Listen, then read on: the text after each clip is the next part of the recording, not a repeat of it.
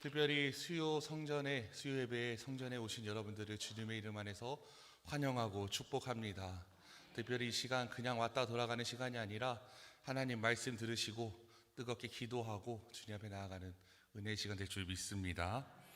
우리가 같이 읽은 시편 1편은 성도님들도 자주 읽으시고 암송도 하시는 성경 구절이라고 생각합니다. 오늘 말씀은 하나님의 백성, 하나님을 믿는 자들은 이미 복을 받았음을 전제하고 시작합니다. 복이 있는 사람은 앞으로 복을 받을 사람이 아니라 복이 뭐라는 거예요? 이미 있다.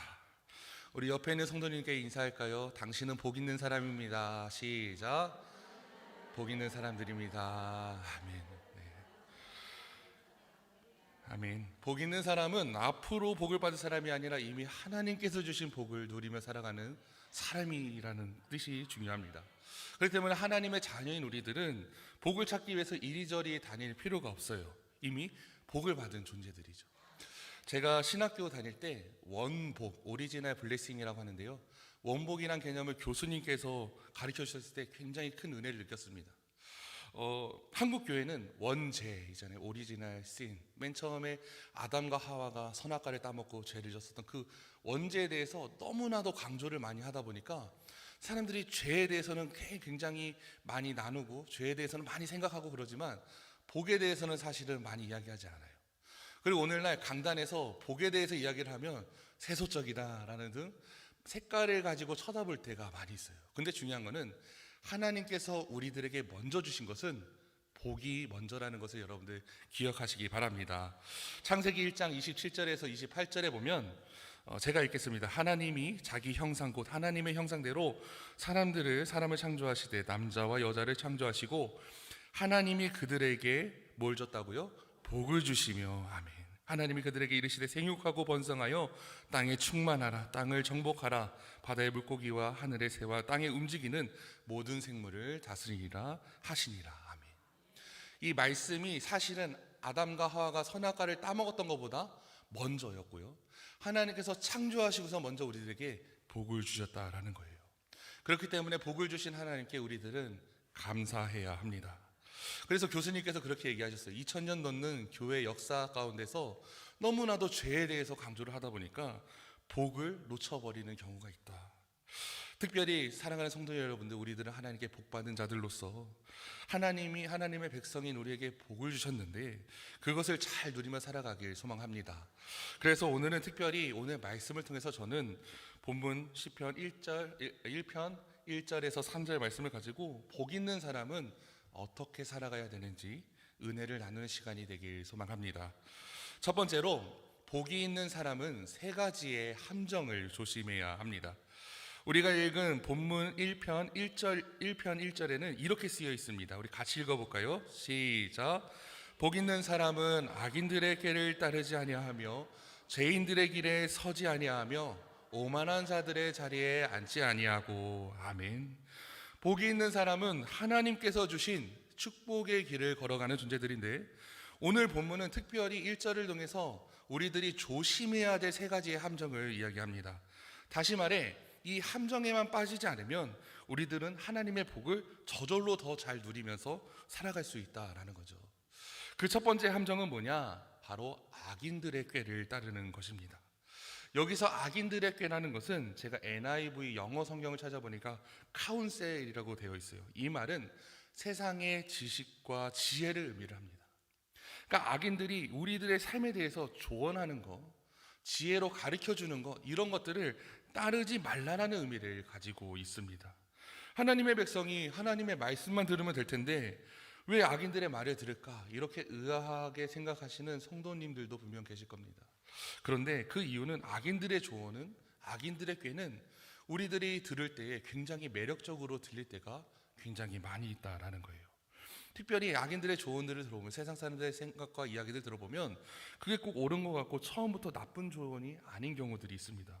심지어 세상적인 생각과 조언들은 굉장히 매력적으로 다가와서 그 이야기를 듣고 그대로 살아갈 때 굉장히 우리의 삶이 윤택해지는 것처럼 보일 때가 있지만 실질적으로 나중에 보면 그것들은 겉으로는 잘 사는 것 같아 보이지만 그 속으로는 골병들 때가 많이 있습니다. 반면 하나님의 지혜인 말씀, 하나님의 지혜의 말씀을 우리의 삶 속에서 적용하여서 살아간다 보면 당장에 우리들의 삶이 바로 윤택해지거나 뭐 직장이 생기거나 성적이 오르거나 아니면 좋은 일만 생기는 것이 아니지만 하나님의 말씀을 통해 우리들의 삶은 날마다 성장하며 위기를 이겨낼 수 있다라는 것을 기억하시기 바랍니다. 우리들은 무엇보다도 하나님의 말씀을 들어야 돼요. 영적인 침체에서 회복할 수 있다는 것을 여러분들 믿으시고 하나님의 말씀을 날마다 붙들며 살아가시는 우리 성직교회 성도님들 되시길 주님의 이름 안에서 축원합니다. 특별히 하나님의 말씀을 들음을 통해서 여러분들의 마음이 뜨거워지시기 바랍니다. 하나님의 말씀을 들으면서 여러분들의 기도가 응답되고 더욱더 놀라운 부흥을 경험하는 우리 교회가 될 줄 믿습니다. 세상의 세상의 조언들을 받아들이는 것이 아니라 하나님의 지혜와 명철, 말씀에 의지하시는 저와 여러분 되길 기도하겠습니다. 두 번째 함정은 뭐냐? 죄인들의 길에 서는 것을 이야기합니다. 본문에서는 하나님은 우리들이 살아가는 인생을 길이라고 표현을 하세요. 이 세상에는 의인들이 다니는 길이 있고 또 죄인들이 다니는 길이 있습니다. 죄인들이 다니는 길은 어떤 길이 있을까요? 우리 흔히 생각해 볼 때 뭐 경찰서 아니면 법정 또는 감옥으로 가는 길 이런 것들을 생각할 때가 있습니다. 하지만 그러한 길들은 어디까지나 결과일 뿐이지 이미 죄인들이 다니는 길이 있었습니다. 그 길은 바로 뭐냐? 하나님 말씀과 반대되는 길을 걸어가는 게 죄인들의 길입니다. 하나님을 믿지 않고 헛된 세상 것들 혹은 사람을 믿으며 걸어가는 길을 죄인들의 길이라고 이야기할 수 있다라는 거죠. 그래서 죄인들은 하나님 앞에 서지 않고 세상 혹은 세상 사람들에게 잘 보이기 위해 권력 있거나 힘 있는 자들 앞에 서려고 할 때가 많이 있습니다. 그러나 죄인의 길들을 같이 걸어간 사람들은 결국 권력자가 망할 때 같이 망할 수밖에 없다라는 거예요. 결정적인 순간에 하나님의 백성의 특권을 누릴 수 없이 살아갈 수밖에 없다라는 것을 기억하시기 바랍니다. 하나님의 백성은 사람의 길, 죄인의 길에 서지 말고 오직 하나님의 길, 의인의 길을 걸어가야 됩니다. 의인의 길을 걸어간다는 것은 하나님을 날마다 생각하며 이 자리에 여러분이 있는 성도님들처럼 하나님 앞에 예배하고 주님을 찾아가는 게 굉장히 중요합니다. 또한 세 번째 함정은 오만한 자들의 자리에 앉지 않는 것을 이야기합니다. 오만한 자는 하나님을 두려워하지 않고 하나님을 조롱하거나 멀시하는 자들을 이야기합니다. 성도님들 기억하십시오. 하나님을 인정하지 않는 하나님의 백성은 절대로 오만하게 될 수 없습니다. 반면 하나님을 인정하지 않는 자들은, 하나님께 순복하지 않는 자들은 결국 오만한 자들이 됩니다. 그리고 나아가 오만한 자들은 자기 자신이 하나님의 자리를 대신하기까지 하고요, 그들에게 하나님의 말씀은 하나의 헛소리로 받아들이는 경우들이 있습니다. 그 대표적인 성경 인물이 바로 이스라엘의 출애굽을 막았었던 바로 왕이 있어요. 바로 왕은 모세가 계속해서 하나님의 말씀을 전하면서 이스라엘 백성들을 구원하기 위해서, 건축하기 위해서 끊임없이 하나님에 대해서 이야기했지만 하나님을 인정하지 않습니다. 왜냐하면 자기 자신이 살아있는 신이었기 때문입니다. 실제로 그 바로 왕은 신이나 마찬가지였어요. 그래가지고 자신이 신이라고 생각했기 때문에 수많은 사람들의 섬김을 받았고 자신의 입과 모든 권세와 능력이 있었다고 생각했기 때문에 하나님의 이야기들이 전혀 들리지 않았다라는 거죠. 그래서 하나님을 모독하였고 멸시하는 말들을 서슴없이 함으로써 하나님을 대적하는 위치에 올라갔습니다. 또 바로왕 말고도 악한 마귀 역시 오만한 자의 모습을 보여줍니다. 마귀는 사실 본래 하나님이 지으신 천사였기 때문에 당연히 하나님을 인정하고 하나님께 순종해야 하지만 자신의 능력을 과신하였기 때문에, 교만하였기 때문에 하나님을 인정하지 않고 자신을 하나님의 위치에 올려놓았습니다. 그 결과 하나님을 대적하는 존재가 되게 되었다라는 겁니다. 사랑하는 성도 여러분, 하나님의 백성인 우리들은 절대로 오만한 자의 자리에 앉지 말아야 합니다. 마귀의 자리가 다른 곳에 있는 게 아니에요. 하나님을 인정하지 않고 멸시하는 자리가 곧 마귀의 자리입니다. 하나님을 인정하지 않고 내 마음대로 살아가려고 하는 자리가 바로 마귀의 자리라는 겁니다. 그렇기 때문에 우리들은 마귀의 자리에 앉지 않도록 하나님을 인정하시고 하나님 말씀에 순복하시며 살아가시는 저와 여러분들에게 소망합니다. 복이 있는 사람은 이 세 가지를 잘 성찰합니다. 바로 깨와 길과 자리입니다. 자신이 품어야 할 생각과 자신이 가야 할 길과 또한 자신이 머물러야 할 자리를 잘 생각하시고 잘 선택하여서 하나님께 칭찬받으시는 저와 여러분 되길 소망합니다. 두 번째로 복이 있는 사람은 하나님의 율법을 즐거워하며 주야로 묵상해야 합니다. 우리 본문 시편 1편 2절에 이렇게 쓰여 있습니다. 우리 같이 읽어볼까요? 2절 시작. 오직 여호와의 율법을 즐거워하여 그의 율법을 주야로 묵상하는. 아멘. 사랑하는 성도 여러분, 복이 있는 사람은 세 가지의 함정에 의해 흔들리지 않습니다. 왜냐하면 하나님을 인정하고 또 하나님께서 내 삶의 주인이라고 굳게 믿기 때문입니다. 그리고 그런 사람들은 자연스럽게 하나님의 말씀, 그분의 말씀에 귀를 기울입니다. 여러분, 복이 있는 사람이 누구입니까? 진정한 행복이, 진정한 삶의 길이 하나님께 있음을 인정하며 굳게 믿는 사람들이 복이 있는 사람들입니다. 그래서 오직 하나님 말씀 속에서 길을 찾고 말씀을 따라 나섭니다. 하나님의 말씀을 사랑하며 즐거워하며 순종합니다. 사랑하는 성도 여러분, 기억하시기 바랍니다. 하나님의 말씀을 따라 사는 것이 복입니다. 우리 옆에 있는 성도님께 얘기할까요? 하나님의 말씀을 따라 삽시다. 시작. 합시다. 또 하나 기억하십시오. 하나님의 말씀을 듣는 것이 은혜입니다. 하나님의 말씀을 듣는 것이 은혜입니다.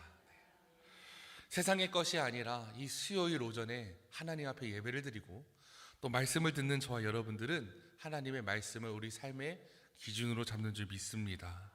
하나님의 말씀을 내 삶의 기준으로 삼으며 살아가는 우리들에게 하나님께서 주시는 놀라운 축복임을 믿음으로 증거하시는, 간증하시는 저와 여러분들에게 소망합니다. 그렇기 위해서는 말씀과 가까이 해야 합니다. 특별히 말씀의 자리를 사모하시기 바랍니다. 가까이 하시기 바랍니다. 하나님의 말씀을 가까이 할 수 있는 시간이 얼마나 많이 있습니까? 새벽 예배 시간에 꼭 나오시기 바랍니다. 우리 옆에 있는 성도에게 인사할까요? 새벽 예배 좀 나오세요. 새벽 예배 좀 나오세요. 하나님의 말씀이 날마다 맛있게 아주 여러분들에게 은혜가 되도록 열심히 준비하고 있습니다. 특별히 새벽 예배 사모하시기 바랍니다. 또 오늘과 같은 수요 예배, 금요 철야, 또 주일 1, 2, 3부 예배 더욱더 사모하면서 나오시기 바랍니다. 제가 전에 섬겼었던 교회는 주일 예배가 이제 9시 예배, 11시 예배가 있었어요. 근데 9시 예배를 드리시고선 또 11시 예배를 드리시는 성도님들도 계셨어요. 근데 그분이 뭔가 봉사를 하기 위해서 듣는 것이 아니라 정말로 말씀이 좋아서 너무나도 말씀이 사모하고 너무 좋으니까 9시 예배도 드리고 11시 예배도 드리는 거예요. 이 자리에도 1, 2, 3부 다 드리시는 성도님들도 계실지 잘 모르겠어요. 굉장히 힘들죠. 담임 목사님의 말씀을 3번이나 들어야 된다는 게. 근데 사람의 말이 아니라 하나님의 말씀으로 듣는다면, 내 마음에 감동으로 주시는 은혜라고 생각하면서 듣는다면 우리들은 능히 들을 수 있습니다. 특별히 더욱더 하나님 앞에 시간을 구별해서 나오셔서 하나님 말씀을 잘 들으시는 저희 여러분들에게 소망합니다. 여러분들에게 질문 한 가지 하겠습니다. 혹시 이 자리에 계신 성도님들도 시편의 저자의 고백처럼 하나님의 말씀을 주야로 묵상하십니까? 아멘. 묵상하세요. 네. 저 같은 경우에는 거룩한 습관이 있어요. 제가 새벽 예배 때 한번 이야기한 적이 있는데, 저는 꼭 새벽 예배가 끝나면 사무실 서재에 가서 꼭 하나님의 말씀을 묵상을 합니다. 큐티를 해요. 그러니까 오늘 새벽 같은 경우에는 욥기서에 대해서 이제 강단에서 말씀을 나눴지만 그거는 나눈 거고, 또 저를 위해서 매일 성경이라는 성경을 가지고 꼭 큐티를 해요. 오늘 본문은 뭐였냐면 민수기서 18장이었는데 레위 지파, 레위 사람들에 대한 이야기였습니다. 레위 사람들에게, 레위인들은 이제 하나님께서 책임을 져주셨잖아요. 이스라엘 백성들이 바치는 11조를 받았으면 거기서 또 11조를 더해야 된다. 그 말씀이 나타나요. 민수기 18장에 나오는데, 레위인으로서 하나님의 말씀을 전파하는 자로서 다시 한번 더 예물에 대해서 깊이 묵상하는 새벽이었습니다. 근데 왜 말씀을 큐티하는 그 중요한 습관을 가지게 되었는데, 그렇게 할 수밖에 없었던 이유는 제가 전에 섬겼었던 교회에서 교육 목사로 섬길 때 교회 학교를 맡았을 때 유치부부터 청년부까지 이렇게 교회 학교라고 이야기를 하잖아요. 전체를 다 아우르면서 하나님의 말씀을 들으며 살아가야 되는데 어떤 게 좋을까라고 생각했을 때 매일 성경이라는 것을 도입해서 큐티를 했습니다. 그러니까 유치부부터 초등학교, 중학교, 청년부, 중고등부, 청년부까지 전부 다 매일 똑같은 말씀을 가지고 교회 학교가 다 같이 말씀을 묵상하는 거예요. 그러다 보니까 저 같은 경우에는 새벽 예배가 끝나고 하나님의 말씀을 묵상하고 저희 아들 같은 경우에는 저녁에 똑같은 본문을 가지고 묵상을 하게 되는 거죠. 그래서 저녁에는 아이의 그 말씀 묵상하는 걸 도와주고 또 저도 이 은혜가 되는 말씀을 내가 묵상한 거를 저희 가족 톡방에다가 올려가지고 가족들도 묵상을 하고 저희 가족은 이제 매일매일 새벽마다 제가 말씀을 올립니다. 큐티를 한 거를 올리거든요. 그러면 저희 아버지가 아멘, 저희 어머니가 아멘, 여동생들도 아멘. 매제들은 안 하더라고요. 근데 아무튼 이렇게 하나님의 말씀을 아멘 아멘 아멘 이렇게 하면서 큐티를 해요. 정말로 읽었는지 안 읽었는지는 모르겠지만 이렇게 아멘 아멘 하면서 큐티를 합니다. 중요한 거는 하나님의 말씀을 묵상하는 시간이 저에게는 너무나도 은혜가 되고 또 하나는 너무나도 소중한 시간입니다. 그리고 사랑하는 아들과 함께 말씀을 나눌 때도 굉장히 도움이 되고 은혜가 된다라는 거죠. 특별히 우리들이 주야로 묵상해야 되는 이유는 우리 삶 속에서 하나님의 말씀이 날마다 공급돼야 되기 때문입니다. 우리들의 생명은 하나님의 말씀을 통해서 하나님께서 주시는 은혜를 통해서 공급되기 때문에 말씀이 막히거나 끊어지면 우리들은 죽는다라는 거예요. 그렇기 때문에 특별히 묵상이라는 것을 통해 하나님의 말씀을 그냥 읽는 것에서 끝나는 것이 아니라 내 것으로 적용하여서 먹는, 내 것으로 적용하여서 삶에 적용하여서 살아가는 은혜가 필요합니다. 대구 동북교회 김서택 목사님이라는 강해 설교 대가이신 목사님이 계신데요. 그분은 묵상에 대해서 이렇게 얘기했습니다. 하나님의 말씀을 듣는다는 것은 원석이나 금덩어리를 캐는 것과 같습니다. 그리고 이것을 가공하여 내 목걸이, 내 반지로 만들듯이 하나님의 말씀 하나하나를 구경만 하고 넘어갈 것이 아니라 꼭꼭 씹어서 내 것으로 만들어야 합니다. 아멘. 말씀을 내 것으로 만드시는 저와 여러분 되길 소망합니다. 그 일벌과 여왕벌의 차이를 아십니까? 가장 큰 차이는 일벌하고 여왕벌은 수명의 차이가 있대요. 여왕벌은 오래 살면 3년에서 4년 정도 살고요. 반면 일벌은 수명이 3개월 정도밖에 안 된다라고 합니다. 이 3개월이라는 것은 지금처럼 오늘 좀 날씨가 쌀쌀한데요. 특별히 건강 관리 잘 하시기 바랍니다. 이렇게 날씨가 쌀쌀한 날쯤에는 수명이 한 3개월 정도 되는데 봄, 여름, 가을 같이 이렇게 굉장히 더운 날 있잖아요. 그때 일벌들은 열심을 다해서 일을 하다 보니까 수명 기간이 겨우 한 3주, 4주, 한 달, 이렇게 한 달을 넘기기가 힘들다라고 합니다. 근데 참 신기한 거는 여왕벌과 일벌을 구분 짓는 것이 자신들의 신분을 짓는 것이 무엇을 먹느냐에 따라 다르다는 사실을 우리 성도님들은 모르실 것 같아요. 신기하게도 유전적으로는 똑같은 애벌레지만 여왕벌에게는 로얄 젤리라는 것을 계속해서 먹인대요. 로얄 젤리 좋잖아요, 맞죠? 로얄 젤리 계속 먹이면 이 애벌레가 로얄 젤리를 먹으면 나중에 여왕벌이 되는데 일벌들은 로얄 젤리를 한 3일 정도만 먹이고 다른 먹이를 먹인다라는 거예요.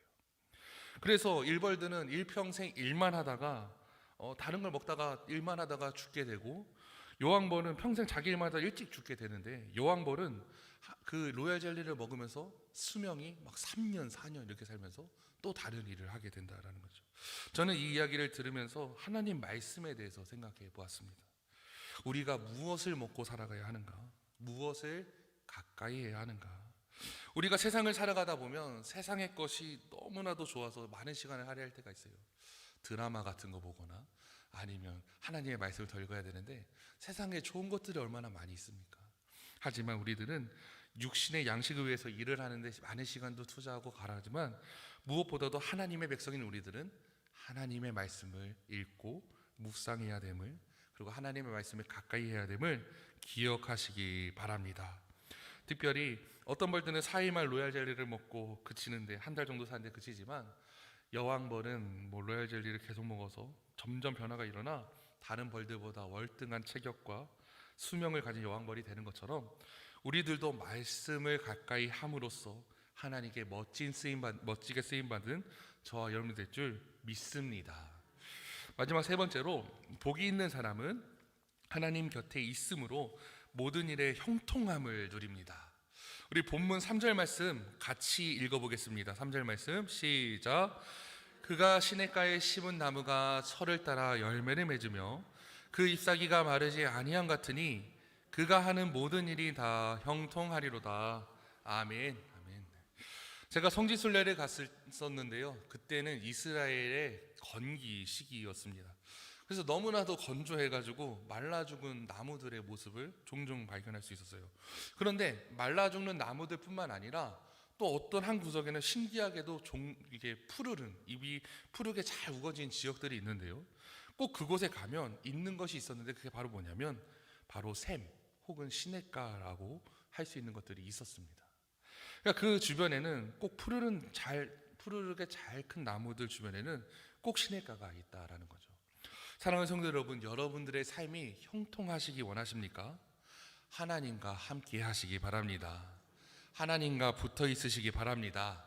어떠한 상황에서도 하나님을 선택하시는 저와 여러분들에게 소망합니다. 형통함의 비결은 하나님께 붙어 있어야 돼요. 나무가 시냇가에 붙어 있어서 나무 잎이 푸른 것처럼 우리들은 하나님께 붙어 있을 때 풍성한 열매를 맺을 수밖에 없습니다. 시편의 저자의 표현처럼 복이 있는 사람은 마치 시냇가에 심은 나무와 같습니다. 시냇가에 심은 나무는 생명의 원천인 맑은 물에 뿌리를 내리고 있는 것처럼 복이 있는 사람은 모든 복의 근원이 되시는 하나님께 인생의 뿌리를 내리고 있다라는 거죠. 우리 옆에 있는 성도님께 한 번 더 인사할까요? 인생의 뿌리를 하나님께 내립시다. 시작. 뿌리를 하나님께 내시다. 아멘. 하나님께 내려야 돼요. 근데 제가 오늘 말씀을 준비하면서 한 가지 의문이 생겼습니다. 과연 생명의 근원이 되시고 이 복의 근원이 되신 하나님께 뿌리를 내릴 때 모든 일들이 형통할까요? 당연히 모든 일이 형통해야 되는데 악인들의 길을 따르지 않고 죄인들의 길을 서지 아니하고 오만한 자를 거부하고 하나님의 말씀이 성경을 가까이 하면서 가르치는 삶을 가까이 하고 예배도 열심히 잘 드리는데 모든 일에 성공할까요? 사실은 그러지 않죠. 우리들의 인생을 볼 때는 가끔 그러지 않는 경우들이 많이 있습니다. 그래서 저는 이러한 질문을 가지고 시편 우리 읽었었던 3절 말씀을 다시 살펴보니까 눈에 들어오는 구절이 있었어요. 바로 뭐냐면 노란 글씨 읽어볼까요? 시작. 철을 따라 열매를 맺으며. 아멘.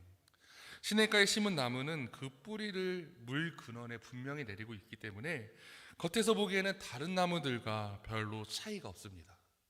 그런데 차가운 한파가 몰아칠 때 시냇가에 심은 나무 역시 그 자신의 몸으로 모진 바람과 추위를 받아내야 합니다. 뜨거운 여름의 햇살도 시냇가에 심은 나무라고 해서 비켜가질 않아요. 똑같이 비춰준다라는 거죠. 그런데 그렇게 추위와 더위를 모두 이겨낸 후에 설을 따라 열매를 맺으며, 더 쉽게 얘기해서 하나님의 경륜에 따라 시냇가에 심은 나무가 열매를 맺을 수 있다는 것을 기억하시기 바랍니다. 그렇기 때문에 그가 하는 모든 일이 다 형통하리로다라는 그 구절을 저는 사실 그가 하는 모든 일이 다 즉시 형통하리로다라고 오해하고 있었다는 것을 깨달았습니다. 성경 인물 중에 요셉이라는 사람의 삶을 우리 성도님들 잘 아실 겁니다. 인간적인 잣대로 볼 때 판단하면 그의 인생은 형통했다라고 할 수 있을까요? 아니요, 할 수가 없죠. 사랑하는 형들이 자신을 노예로 팔아넘기는 상황 속에서도, 그리고 자기가 섬겼었던 주인에게 억울한 일을 경험하면서도 도저히 이해할 수 없는 상황 속에서도 그의 삶은 형통하다라고 할 수 없었습니다. 그런데 성경에서는 요셉의 삶이 형통하다라고 얘기를 해요. 창세기 39장 2절 말씀에 보면 우리 같이 읽어볼까요? 시작. 여호와께서 요셉과 함께 하심으로 그가 형통한 자가 되어. 아멘. 39장 23절 시작. 여호와께서 요셉과 함께 하심이라. 여호와께서 그를 범사에 형통하게 하셨더라. 아멘. 그의 나중의 고백을 보면 이래서 하나님께서 나한테 이렇게 하셨군요, 이러한 고백을 하게 된다라는 겁니다. 이는 우리가 생각하는 형통과 성경에서 얘기하는 형통, 하나님이 생각하시는 형통이 다르다라는 것을 우리들은 알아야 돼요. 우리들은 형통을 어떻게 생각하냐면 내가 좋은 학교에 갔다, 내가 좋은 직장에 취직했다, 내가 뭐 결혼을 잘했다, 돈을 많이 번다, 내가 이만큼 영향력이 생겨서 성공해서 다른 사람에게 높임을 받습니다. 이런 것들을 형통이라고 생각하는 사람들이 있습니다. 근데 그거는 세상 속에서의 형통인 거지 성경에서 말하는 형통은 그게 아닙니다. 성경에서 말하는 형통은 어떤 거냐? 바로 하나님과 함께 하는 게 형통이라는 거예요. 하나님과 함께하는 사람. 그래서 요셉은 형통했다라고 할 수 있다라는 거예요. 그가 종살이도 하고 옥살이도 했지만 억울한 일을 경험했지만 하나님이 요셉과 함께하였기 때문에 성경에서는 그가 형통했다라고 얘기를 해요. 사랑하는 성직교회 성도 여러분, 시냇가에 심은 나무는 보이지 않는 곳에서 그 뿌리를 통해 생명의 근원과 맞닿아 있기에 겨울의 추위와 여름의 더위를 모두 이겨낼 수 있습니다. 때로는 서리를 맞고 때로는 뜨거운 햇살을 견뎌야 하지만 그 언제라도 푸르고 푸른 잎사귀를 간직하기에 결실의 때가 되면 열매를 맺게 된다라는 겁니다. 우리들의 인생 또한 그래요. 서리를 맞을 때 뜨거운 햇빛을 견뎌야 할 때가 있습니다. 그때마다 하나님을 바라보시며 견디시고 풍성한 열매를 맺으시는 저와 여러분 되길 소망합니다. 형통한 삶을 체험하는 저와 여러분 되길 소망합니다. 그러기 위해서는 하나님과 함께 해야 돼요. 제가 여러분들께 마지막 질문 하나 하고 말씀을 마무리하고자 합니다. 질문이에요. 선지자 요나가 나온 신학대학교가 있대요. 어디 대학교인지 아십니까? 물고기. 얼추 좀 뭔가 아시는 것 같은데 맞아요. 뭐냐면 바로 물고기 뱃속대학이에요. 물고기 뱃속대학. 고래신학교라고 하죠. 고래신학교. 아무튼 요나는 물고기 뱃속에서 고난의 의미를 깨달았어요. 자기가 하나님의 말씀에 대로 순종하라고 반대로 가다가 그게 고난을 경험하죠.